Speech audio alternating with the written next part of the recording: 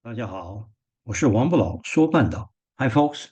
Today, I would like to continue my process technology hot topics about PD controls of devices.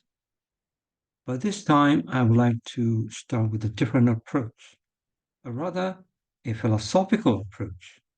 Talk about Gedanken experiments, Yin and Yang, and other crazy stuff. I hope that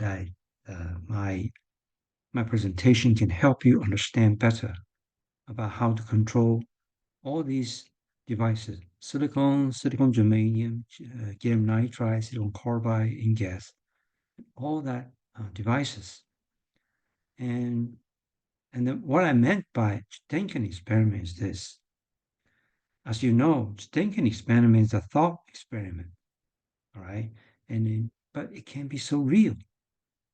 From the quantum mechanics perspective, that there's simultaneous different states of, let's say, any state, simultaneously different states until an observation occurs. Schrodinger present this crazy, he said this is a crazy idea. He doesn't like it. And so he presented this cat life and death thought experiment. What he intended to do is to make a mockery of this idea. But his joke is no joke. The whole idea about this simultaneous different state until an observation occurred become the cornerstone for the modern quantum mechanics. And this actually give me some thoughts about when I study the VT control. I always bump into the vacuum energy, Fermi energy level, Fermi level, yeah, and charge neutrality level. Are they also Gedanken?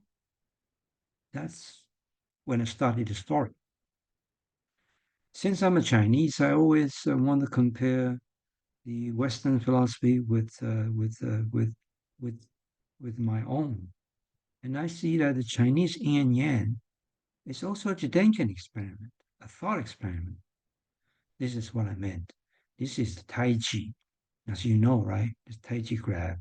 You can see that among all the white, there's a dark black, and then the inside of all the black, there's a bright white.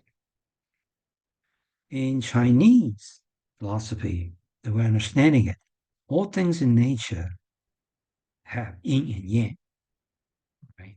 It's a nemesis constrained by a life force. You cannot get away from each other. When there's a when the yin when the yin the white when the black spot goes to extreme case, it would turn to something yang, and the other way around. So when you see the sun, it's so bright, right? It's a fusion everywhere. But there's a dark spot, right? Dark spot is where the extreme, the bright spot would generate something less and something in contrast as in yang or vice versa. Another example is that a Chinese famous example is that when you look at someone whose face is red, and then say, oh, you have too much internal fire, quench down with something yin, like bitter melon or something like that. Or if you drink, you have too much ice, if you just eat too much of ice, then you actually will feel thirsty.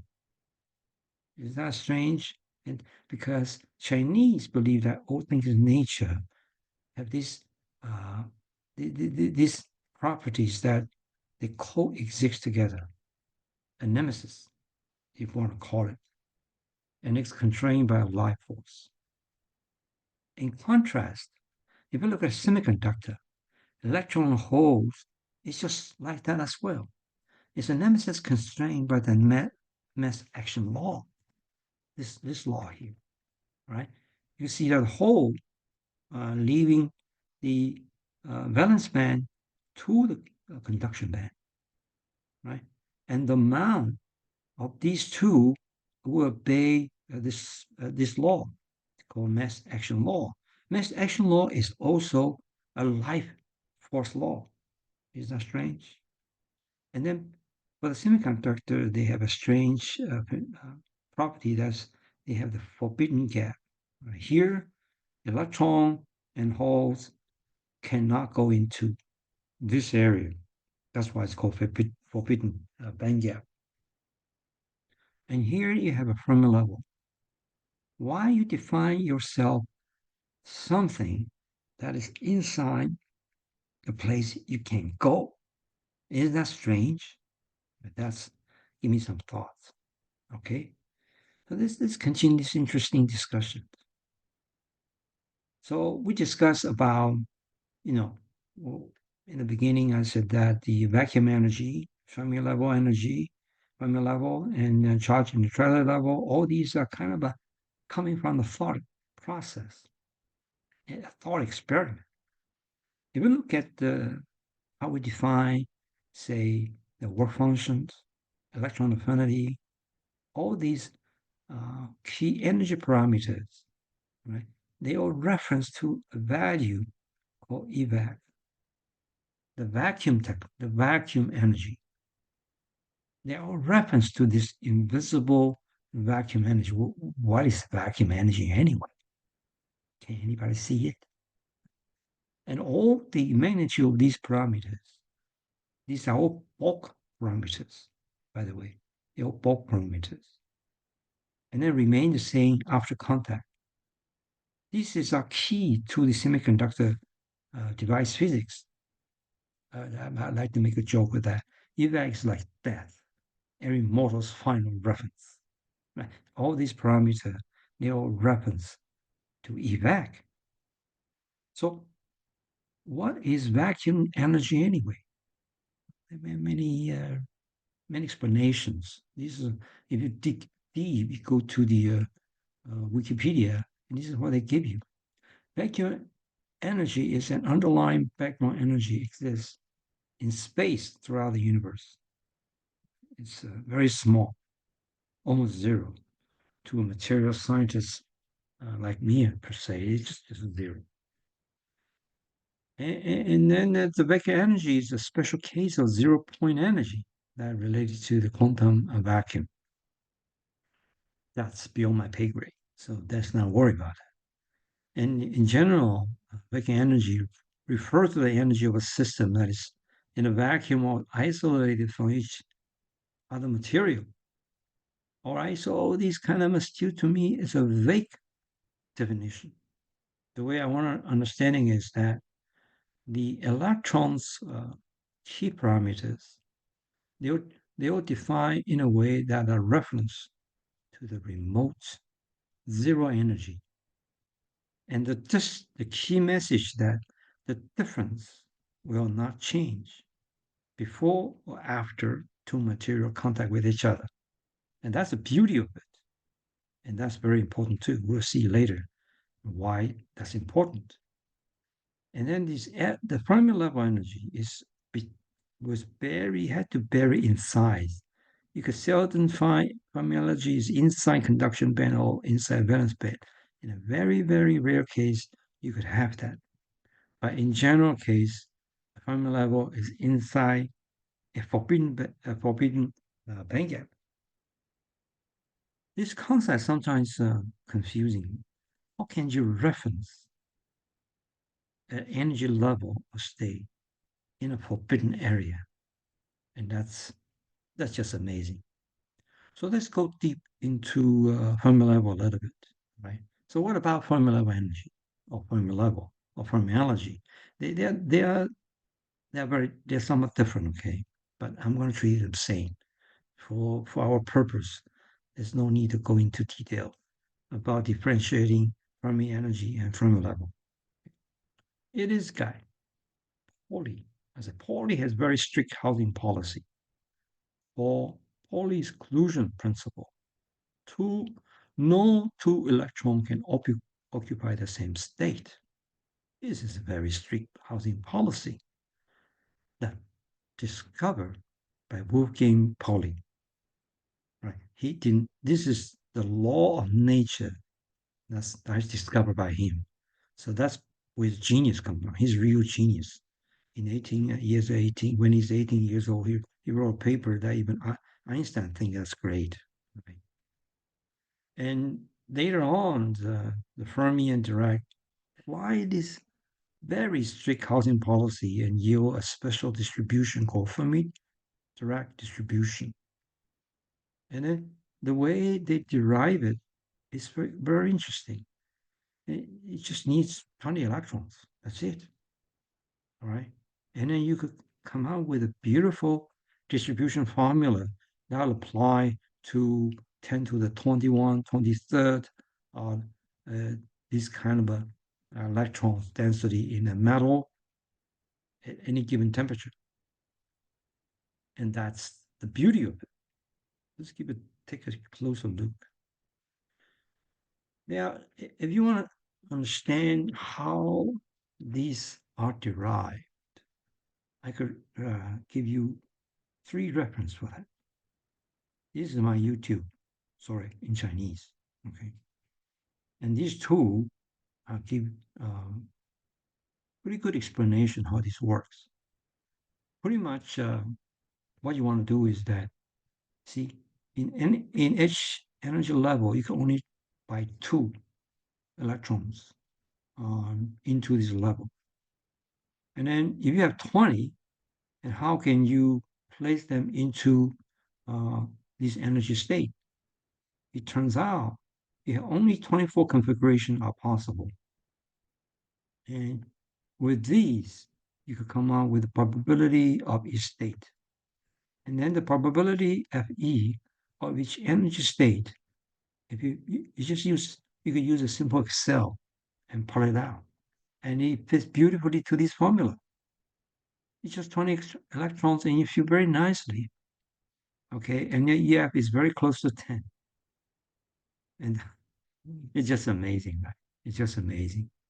And then if you dig into this formula, and this reference give you very clear distinctions on how these Fermi-Dirac distributions, the importance of each parameters inside, like +1 in a denominator, is that the particles are indistinguishable.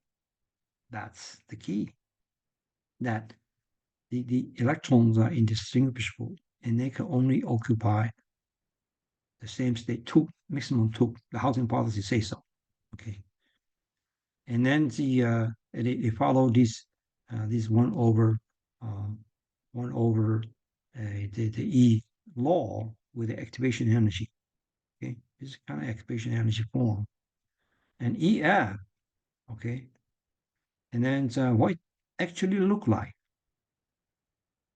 And you can see that if you change the temperature scale, you could go from very sharp to very, very smooth.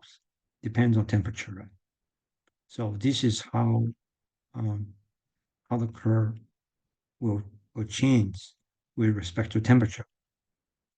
And then the Fermi level, it sits inside each level, which electron has 50% chance, okay? 50% chance of staying in EC, yeah, of course, and EV, and then a hole for EV. 50% chance, okay? That it's a probability. So electron residing in EC obey the strict housing law, and 50% of chance dictated. Why is 50% chance? Because nature has no preference. It's just like everything 50%. 50%. Okay. And it's dictated by this energy level called Fermi level in a pivotal but Gedanken manner, which means that you look at that formula and you come up with this 50% because when you put E equal to EF, this is 0, right? So this is exactly 1/2. So that from this mathematical explanation, you envision a physical sense out of it. And that's the beauty of quantum mechanics, right? And So I'm going to jump a little bit. So what does Fermi level pinning mean? See, Fermi level, if you is in the middle of the conduction band and valence band, if you are intrinsic semiconductor, you don't you're super clean, you have no impurities. That's what it means. But you could adjust that, right? The probability of 50% where EF resides can be adjusted. If we artificially make a lot of electrons inside conduction band, right? This is done by doping. So if you put phosphorus in your silicon and a lot of extra carrier, they have to come in here. Then your 50% curve has to move up, right? Because there's just simply more here. And then you have a less here. But again, don't forget about what we have introduced in the first yin and yang theory. The the the the product of N and P in terms of actual concentration still had to follow this law, this mass elect, this mass action law, because this law is only a function of temperature only. Okay, it doesn't matter what doping you are from. So if you artificially keep a lot of electron here, then your hole has to reduce. Isn't that strange? Isn't that interesting? The mass action law to take that, right? And so you put doping here in your silicon, N-type doping, and then you move the Fermi level closer to the conduction band. You cannot even go. It's difficult to coming into conduction band. It doesn't work in the silicon. For 3.5 maybe, 3.5 maybe. And then if you put p dopant, right, so here you put a lot of hole here, then the Fermi level will go down to the valence band. And once you finish your doping, it is pinned.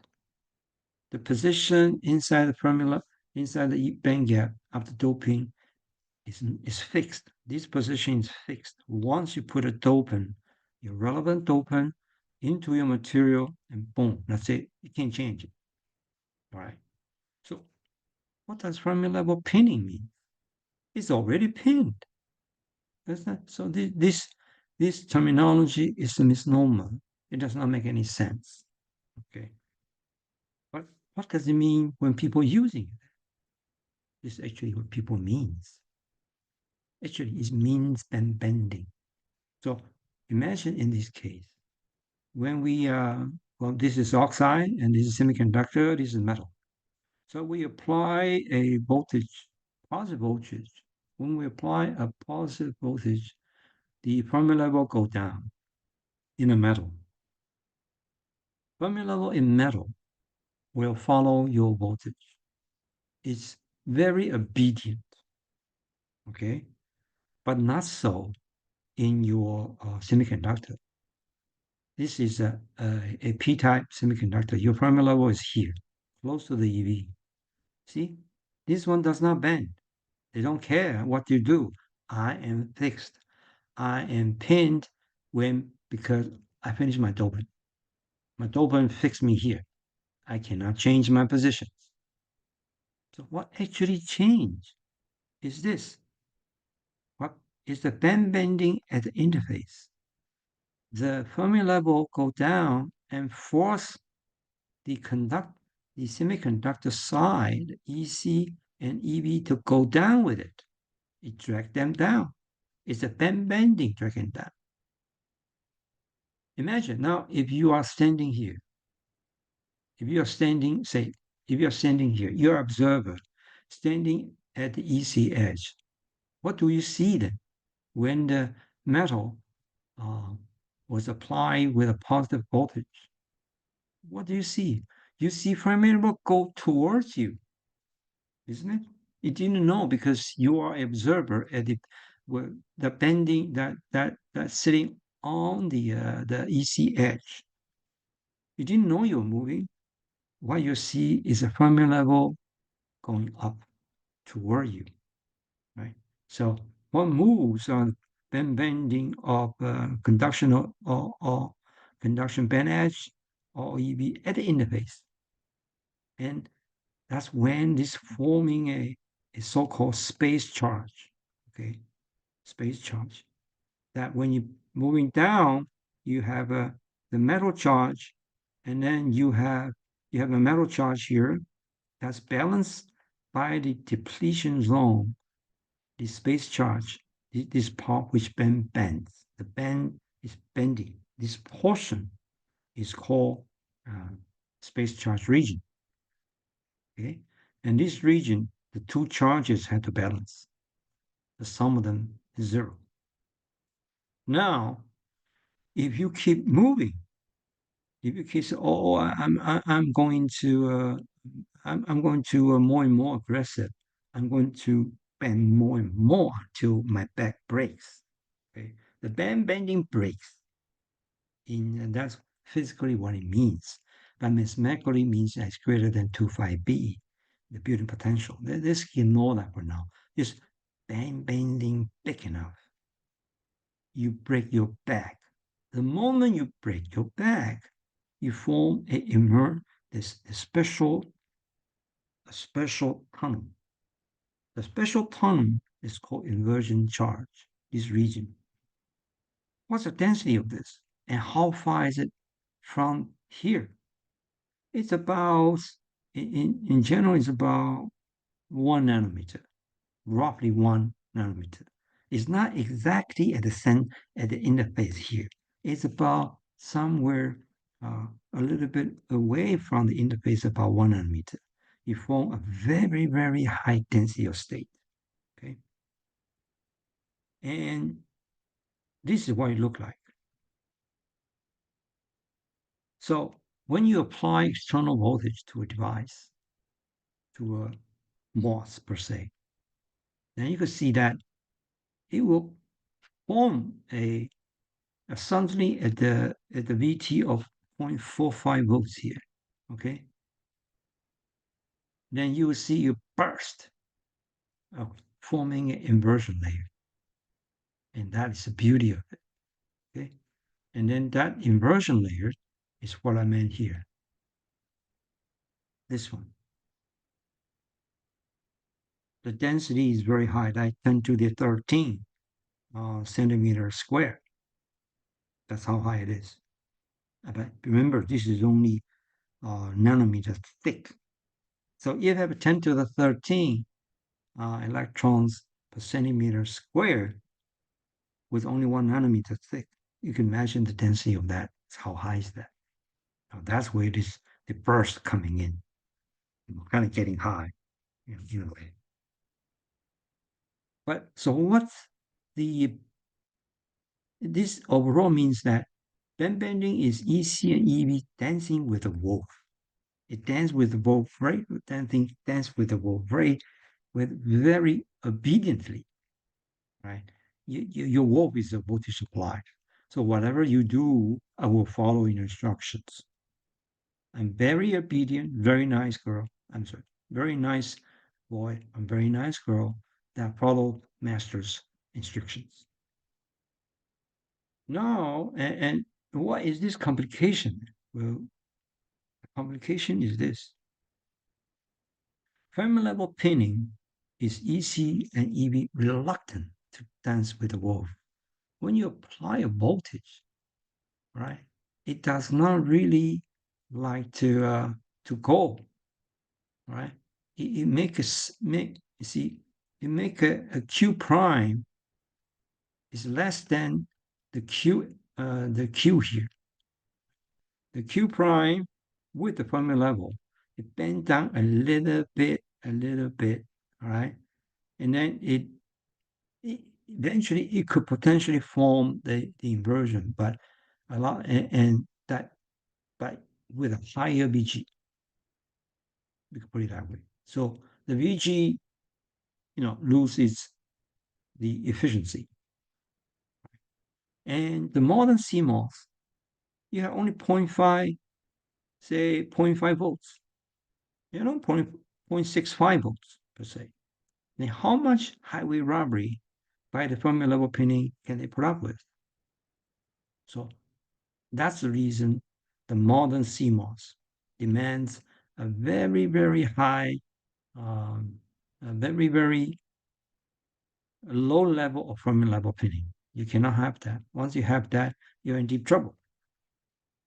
And this is a 7 nanometer PDK.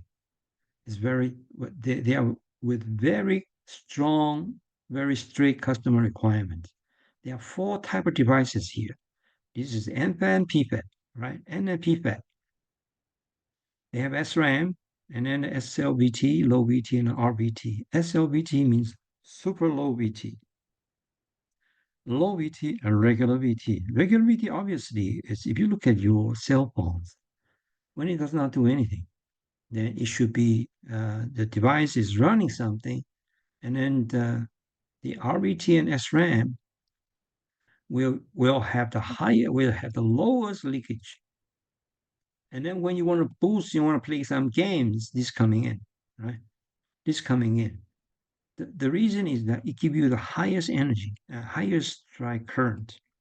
And that's why when you play games, your cell phone is really hot because it has very large leakage. And the leakage and there are just at least one order of magnitude. These are one order of magnitude, right? So this is here, and this is one order of magnitude less. And then the current maybe only 20% more. They are not exactly logarithmic from the ID perspective, but their leakage is so important. And this means that for foundry to generate a device, a die for customer will specify in their design, in their circuit design, the combination of these 4 VTs. So you better get your act together. And this slope here has to be very sharp. Theoretically, you could go only this is the sharpest you can get is 60. Okay, 60. And that's because this is a Boltzmann limit. And of course, that is without Fermi level pinning. If you have Fermi level pinning, then the story changes. Okay, changes a lot. And let's look at it from this Fermi level efficiency from a VG perspective. Okay, ideally we want band bending to respond excitingly to VG. What I meant is that the EC and EG will move 1 volt when apply gate voltage of 1 volt, 1 to 1, 100% translate. When you apply a voltage here, no matter what value is, the band bending will have to also bend 1 volt, per se, follow these instructions to the T's. But that will give you a Fermi level. I mean, the substrate throw close to, say, 60. 72, right, is also close because there's other considerations. And that's without the DIT. So Fermi level means that Fermi level pinning to some extent, meaning that there are defects. There are defects inside the conduction band, inside the band gap. And that band gap will force you to lose your IDVG, beautiful IDVG curve. And here, for example, this defect, okay, for E13 defect density will make you assess 131. This is not acceptable for the current devices from the defect perspective. For short channel info, that's another story. That's still not good enough. Right? And this is just simulation showing that the importance of Fermi level pinning from the VG perspective. The efficiency means that your VG had difficulty translate 100% to the band bending.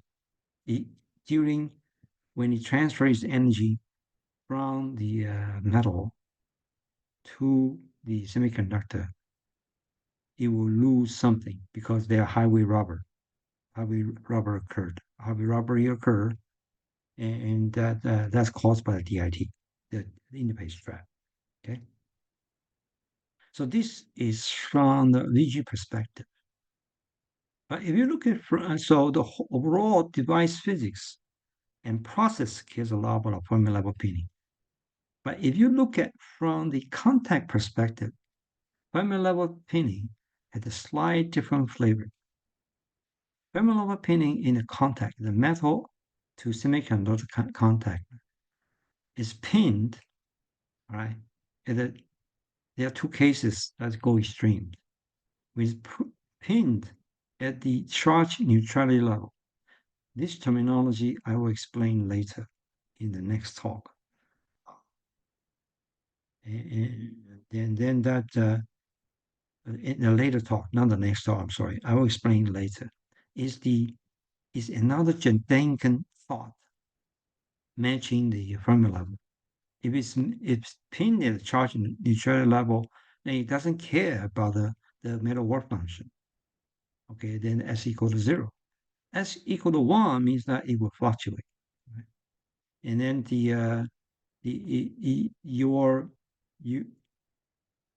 your contact is pinned at, is not pinned, I'm sorry, is not pinned at the charge neutrality level.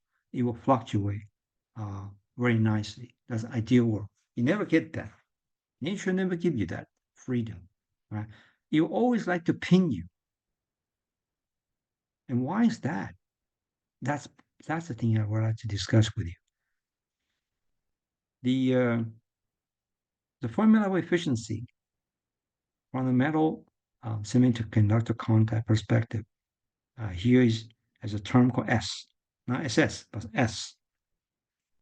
In here, previously, ideally, you want it to be unity of one. I mean, it's your effective metal one function is just given by the table. Beautiful, right? And then it will make this whole system behave as if the textbook. But in reality, it's not. You look at the S value, it's 0.11 for this chalcogenide, transition metal, that chalcogenide material. It's all the material pretty much. Okay? They all have between 0.1 to 0.28. You know, it's less than 0.3, right? So it will follow. So this means that if you have a work functions, okay, a work function of a metal, you change 1 volt, right? From here to say the 4.5 volts to 5.5 volts, you could only change your corresponding Schottky barrier height 30%.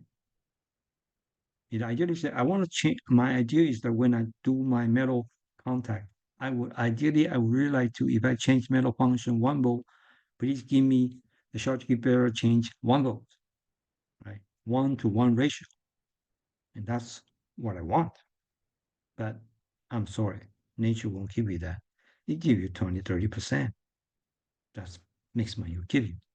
And that it turns out this problem is a huge headache for the process. Because you are playing a game, you are changing the material.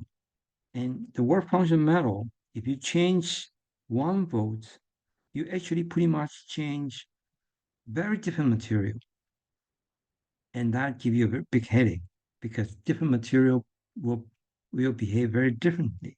And you have process issues with those different materials. You spend so much energy by looking at a new material with different work function. You hope it's very effective, right, in changing your circuit barrier height. And it turns out it cannot. It gives you only 20-30%. Is that depressing? That's really depressing. Okay. But that's what it meant for Fermi level efficiency. Later we'll talk about that more. Okay. So let's come back and look at the Fermi level. Is inside this band gap. And then ask ourselves, why can electron move much faster in a semiconductor than in copper? Well, these are interesting questions. Okay.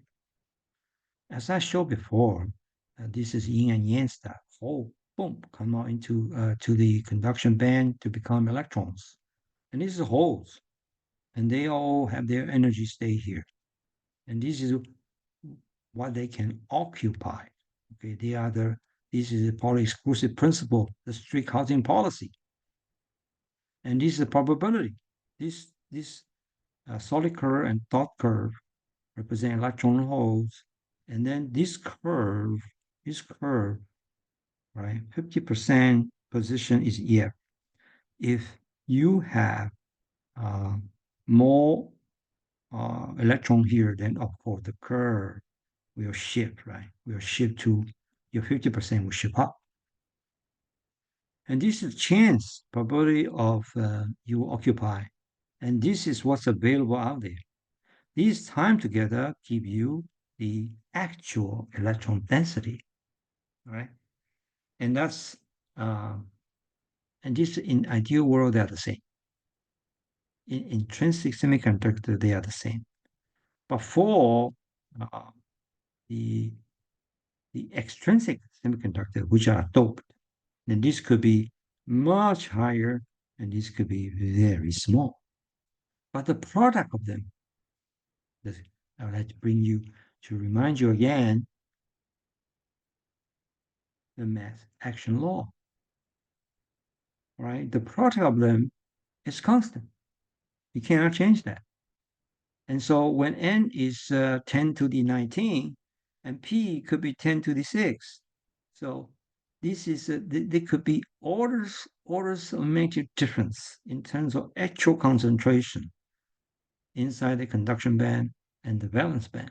So don't be fooled by this picture, okay? Please.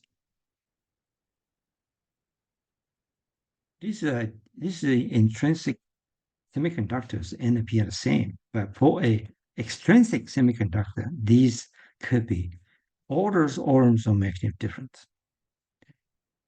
So, and the one that control the NC and the state that electron can occupy, right? That's what I meant, that electron and hole in a semiconductor live in a separate dome. Here, this is their dome, this is this hole's dome. And they are not allowed to stay inside the forbidden city. This is a forbidden city, e.g. Each dome has a limited number of available quarters, houses for a given T. This is NC and AV.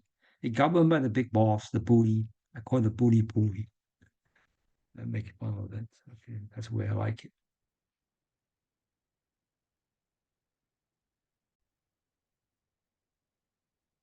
Let's take a quick look about where this energy band gap coming from. Basically, it's derived by Corning and Penny. It's two gentlemen, Law Penny. They look at this how electron travel inside lattice, right? The silicon ions, and they envision that there's a potential well, right? You cannot go into the core of the ion. You'll be, this is the core of the atoms. You'll be expelled, and so you were moving around. You're moving around. So in order to simulate this is too hard. What I'm going to do with the infinity, right? So they said, let's make it this way. Let's make it a rectangular potential well. So they simply change this infinity potential well into something much more manageable mathematically, and that's come out, and then they'll go ahead and then put into the equations, the Schrodinger equation, and solve it. And this impenetrable the core, right, impenetrable by electrons, is actually the origin of the energy band gap. But is it the bad things? It turns out it's not. Electron movements are actually facilitated by the periodic potentials around them. So the atom move around, electron move around this very very periodic patterns of ions. you think they are moving inside a maze, but it's not. Actually, they form a special thing called the plane wave, right? And then you got to use your Gedanken mindset to think about what happened then. And they use this impenetrable, potential wells, and then they solve these equations, okay? And they figure out, oh, there are places that does not make a sense mathematically. What they did is that they solve it in the K dot P space. Let's ignore all these quantum mechanical stuff. Right? Let's ignore that. It's just saying that because when they put into the equation, I find out this is a sinusoidal waveform. It cannot be greater than 1 or less than 1. So this is called forbidden band, the forbidden band gap. This forbidden band gap arises from this place. They cannot penetrate, right? Since they cannot penetrate, there's a corresponding result. And that result is energy band gap. This Gedanken thought process seems simple, but has very profound future. Let's take a look at how they move.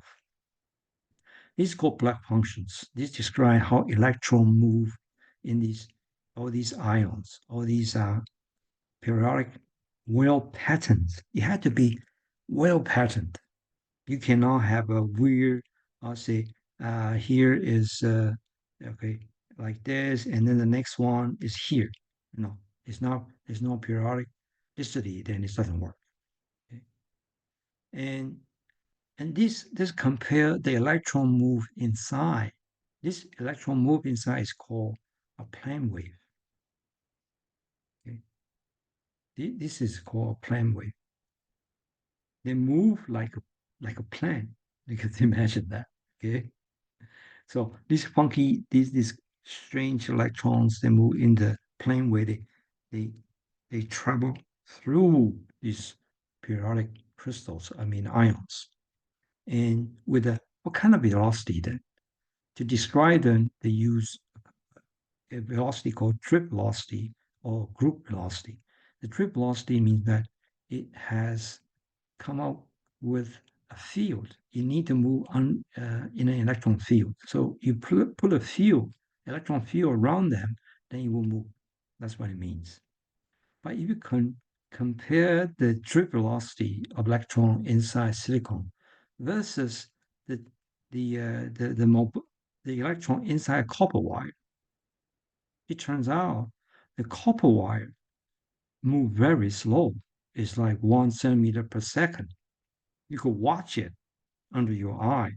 That electron in a copper wire move 1 electron per second. But if you look at it, the drip velocity of of any semiconductor material, you can look at this unit. This is 7. Okay, this is 7. This is more than 1 million centimeter per second. All these semiconductors, doesn't matter which one you pick, okay, under a certain electric field, you can imagine that, say this is 1, right? Meaning 10 million centimeter per second. That means that this is how fast the electron can move inside a given semiconductor. All these has to be, by the way, single crystal. I'm talking about single crystal, meaning that they have a very stable and periodic ions that the plane wave can passing through. The plane wave can pass through. And I would like to term this massaging. Okay, the massaging means that it seems that these ions is doing something. They form a very periodic manners that actually help them squeeze the electron through. Well, I'm a process guy, so that's what I would like to envision this way. Okay, a Gedanken way. It doesn't have any quantum mechanical sense, but it's helped me to understand visually what it means. Right? And this block is the person's name, a Swiss mathematician we find out the electron can follow these equations. And this is actually a wave equations. And that's why he figured out one out. And he proved that actually it moved very quickly. And you can measure it, right? So that's the beauty of it. And so my conclusion, my takeaway message is that electron could really fly in a semiconductor, right? It could, I'm talking about 10 million second per second, 10 million centimeter per second. This is 10 million times faster than what electron can travel inside this copper. Copper can do only 1 centimeter per second. So that's just beyond my imagination. But let's keep copper break. Okay, electron conduction speed is 10 to the 8th centimeter per second. Okay, this is just the opposite. Conduction speed. It's a very high free electron concentration, right? Because the outer for a shell conduction band is only half filled. So the conduction is the density times the mobility. The mobility is very small, but the NC is very large. The density is very large. Okay, so the conductivity, which is a product of the density of the density times the mobility, is very large. So it's still very large. On the other hand, silicon is not. The NC is a lot smaller, even though this is much bigger. Okay, so there's not confusing the conductions versus the drift velocity. The drift velocity is only part of the equation of conductivity. Conductivity, you need to include the density. Let's just make it clear. Sometimes it's not intuitively clear to us. Now, if you extrapolate that idea, the ions can help in some manner if they create a nice pattern. In here, look at the superconductors. Superconductors, their lattice will form in a very nice manner so as the electron can form a special called Cooper pair. If they could form a Cooper pair, then all these very unique combination of vanadium atoms inside their special crystal structure. Then when electron moves through here, there's no resistance, right? Because inside here, they have a special Cooper pair formed. And this means that the special periodic, the arrangement of ions, right? Remember, we talk about all these special arrangement of ions facilitate, okay, massaging electron in a nice manner, make the plane wave go very quickly, 10 million centimeter per second. And superconductor, if somehow the electron can form a Cooper pair inside these special arranged periodic ions, then the electron migrate through this material freely, no loss of due to and no resistance. So there's no resistance, meaning a superconductor.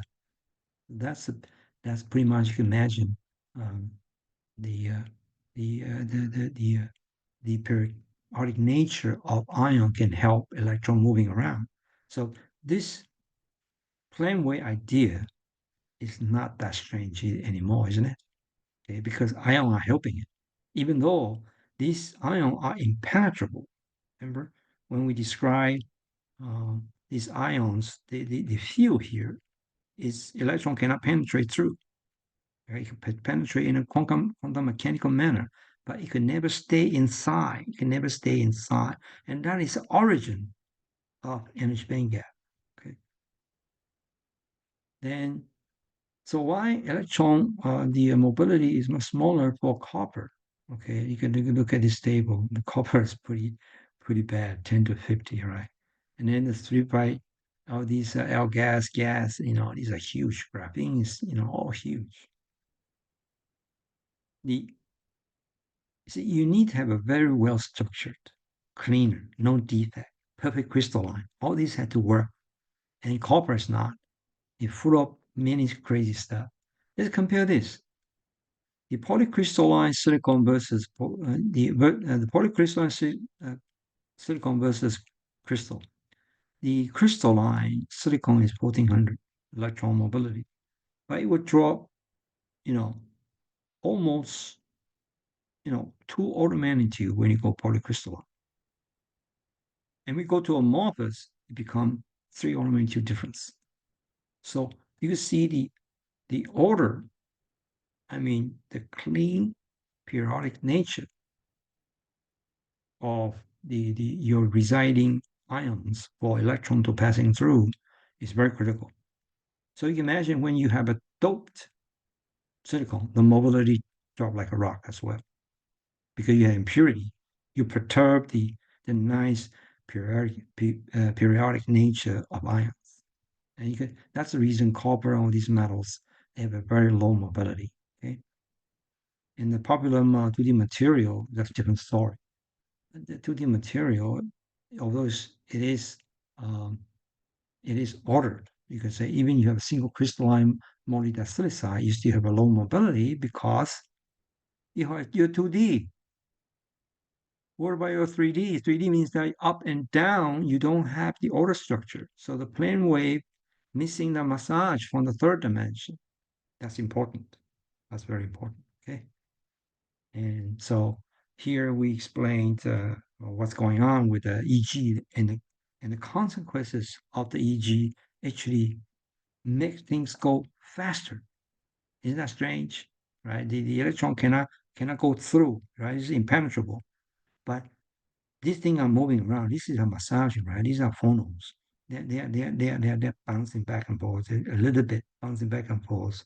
If they form a unique crystalline structure for the electron to move through in a plane wave manner, and that speed could be very, very large. It's just beautiful nature. You need to appreciate that in a Gedanken manner. Okay. So when I'm talking about the periodic nature of ions is required, but when electron sees free surface and the interface, you lost that periodic nature. What do you do? Electron, what happened? Let's remember that, right? The EG come out when you have a wave, your plane wave. C, this is the bulk material of silicon, and you have that's why you have EG. And then here is your forbidden band gap. But when you see the free surface, this free surface, there's no periodic nature anymore, then nothing going to help you. The ion are not helping electrons to move freely. And so what the electron going to do? Right? The wave function going to do? The wave function can choose any. They will start to decay, and they could choose any state they wanted. So their any state become continuous.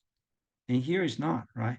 The forbidden gambit, it could be either here or here, EC or EV.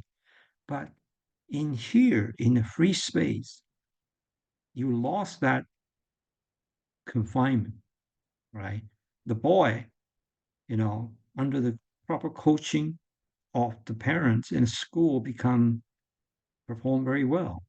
When they lost that and then become wild, they could have all kinds of crazy energy state. And this become continuous. And that's the critical. Okay, so what? You continuous, right? You got continuous. And then you don't have the energy band gap. The energy space become continuous. So what's the results? What are you going to do about it? In here, I have a Fermi level, right? 50%. And here, I need something similar. And that is the origin of charge neutrality level. It's another Gedanken thought process coming from mimicking Fermi level inside a silicon crystal. And here I want to do the same thing for the free space. What do I do? So you have something similar coming. An interface is the same thing, it's the same problem.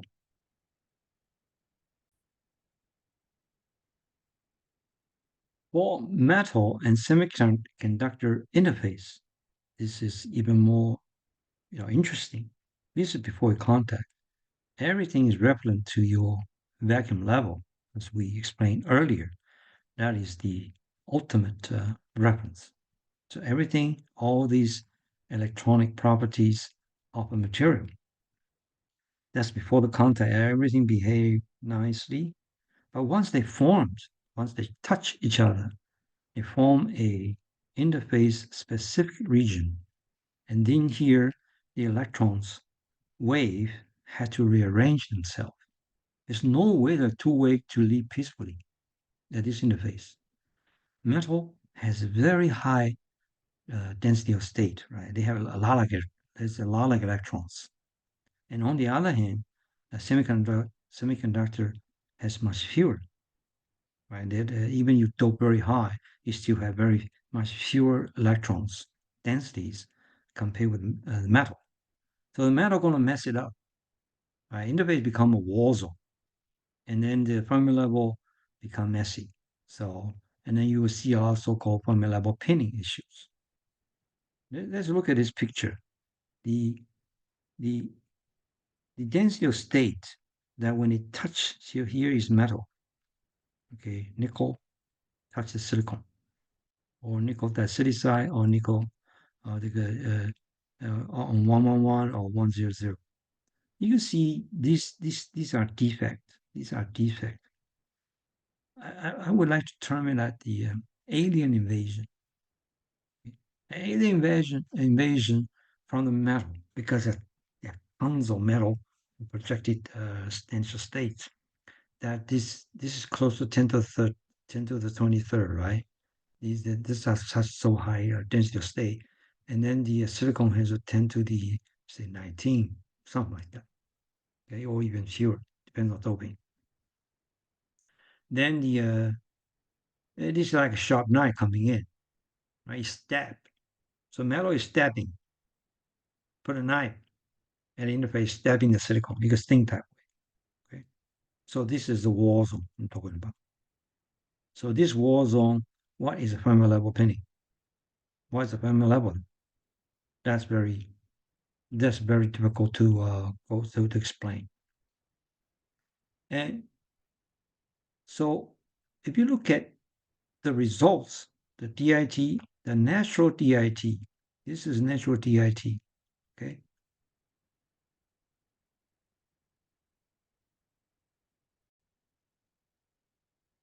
So if you look at the defect density at the interface, here is the silicon and silicon dioxide interface. And here is silicon carbide and silicon dioxide interface.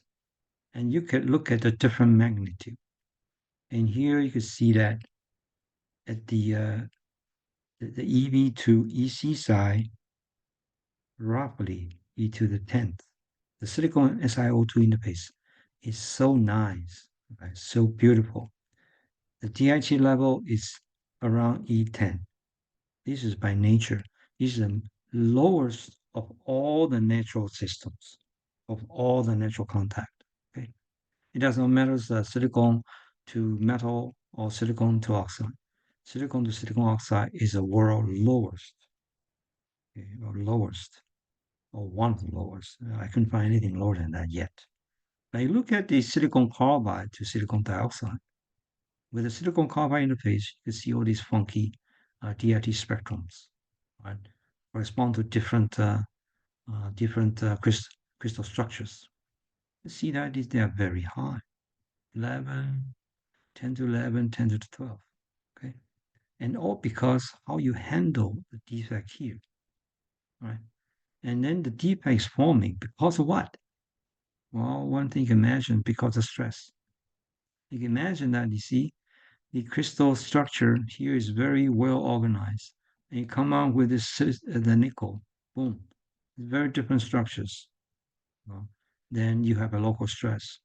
Local stress can be only relieved by adding defects, and that's the nature, the source of the defect, and that's the result of these alien invasions from the stress.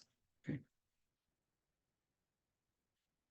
then let's come back to the charge neutrality level. Is it a Gedanken idea for interfacial layer and then the surface layer versus the Fermi level? You can imagine that people try to describe that carefully, right? We're going to discuss in the in next talk more detail. What does it mean? In here, you have a charge neutrality level here. Okay. The reason people come up with the idea is that this is what they observe. Net interface or net surface or interface has to be electrically neutral. Otherwise, there'll be a current, right? So we use this observation in a Gedanken manner. We say, hey, there is an overall, the whole thing has to be neutral. But wait a minute, how can it be neutral? I have a band bending inside. I saw a band bending, all right? I have a charge accumulated in the space charge region. How can it be neutral? Well, because something here counterbalance that, right? Here has a counterbalance.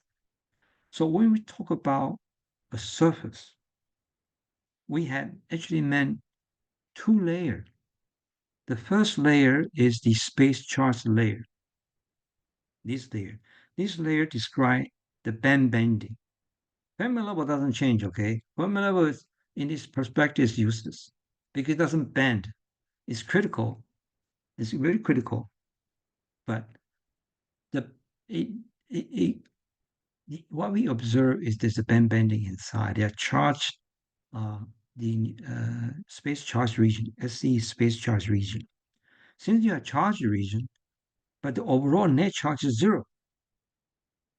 So we mean that something inside the surface, at the interface in the surface here, there's a surface charge that balances the space charge. These two had to be balanced with an opposite sign. And with that, we figure out we need to insert an idea called charge neutrality level. So that the overall surface must be electrically neutral. Okay. So that's what I want you to have the take-home message that there are two layers at the interface and surface. The surface layer and interface layer, it cannot be, you cannot see it, right? But it's there. This layer, you cannot see it, right? You can envision it, but you cannot really see it. But there's a space charge region which we all understand from the semiconductor physics. There's a space charge region, and this is formed by this the band bending. The Fermi level didn't change. Fermi level didn't put it here. You could put it anywhere. Okay, the Fermi level, okay, did not really change. The change is that the band bending and the charge neutrality level here. We did not go into detail yet. Is that you had to come up with the idea in a Gedanken manner to go against the Fermi level in the semiconductors. That's overall where we're coming from. We need to keep that in mind, which I would like to explain more in detail in a later talk. So finally, I will bring you the master, right? My favorite movie, Doom. Baron Harkonnen says in the movie.